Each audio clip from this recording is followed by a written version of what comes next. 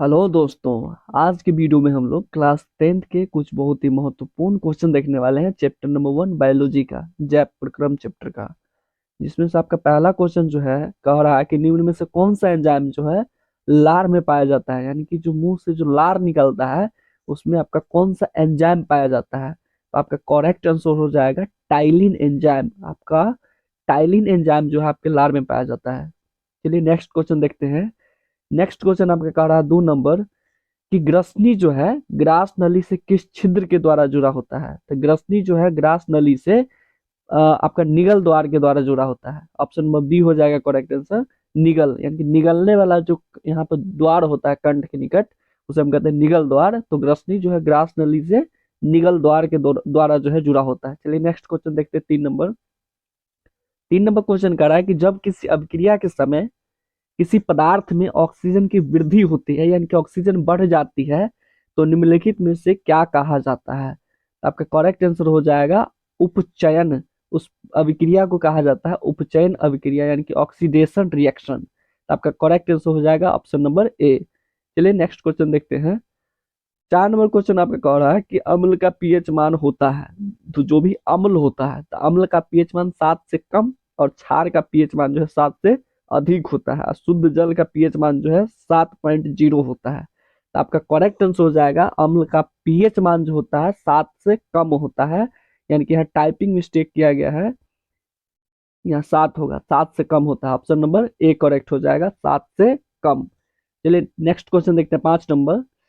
5 number question आपका कह रहा है कि सभी जीव जंतु के लिए ऊर्जा का अंतिम स्रोत क्या है।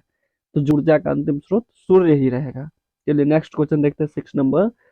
6 नंबर क्वेश्चन कह रहा है कि अमाशय से कौन सा अम्ल स्रावित होता है।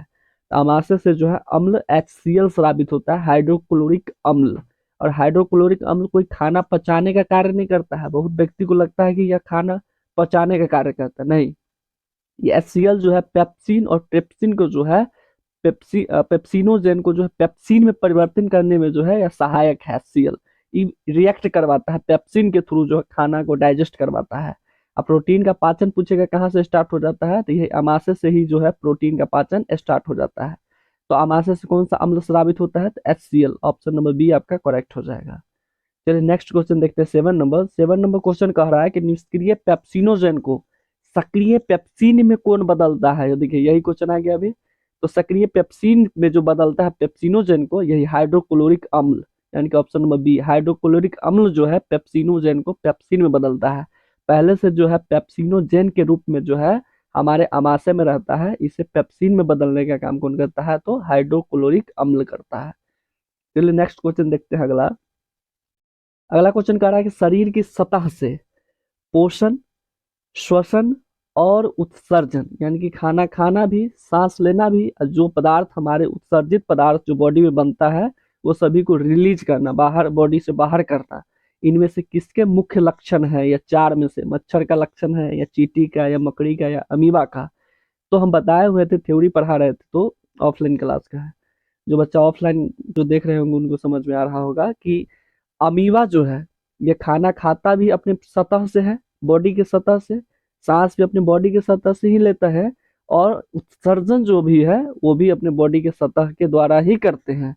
तो आपका करेक्ट आंसर हो जाएगा ऑप्शन नंबर डी, यानी कि अमीबा। चलिए नेक्स्ट क्वेश्चन देखते हैं। नेक्स्ट क्वेश्चन कह रहा है कि किस खाद्य पदार्थ से हमें उचित मात्रा में आयोडीन प्राप्त होता है। इनमें से कौन सा खाद्य पदार्थ है, खाने वाला पदार्थ, जिनसे हमें उचित मात्रा में आयोडीन प्राप्त होता है। अभी नमक के पैकेट सब पे देखा देखिए देखे हुईगा आप लोग कि उस पे लिखा होता है आयोडीन युक्त नमक, यानी कि जितना आयोडीन आपके शरीर को चाहिए उतना इस नमक में आयोडीन की मात्रा है, दिया गया है प्रचुर मात्रा में। पहले ऐसा नहीं होता था, तो पहले बहुत व्यक्ति को जो घेंघा रोग हो जाता था, अब किसी को नहीं होता है, क्योंकि अभी जो उचित मात्रा में आयोडीन जो है नमक में पाया जाता है। तो आपका करेक्ट आंसर हो जाएगा ऑप्शन नंबर सी, यानी कि नमक। नमक खाने से जो है आपको उचित मात्रा में क्या मिलेगा, तो आयोडीन मिलेगा। ऑप्शन नंबर सी।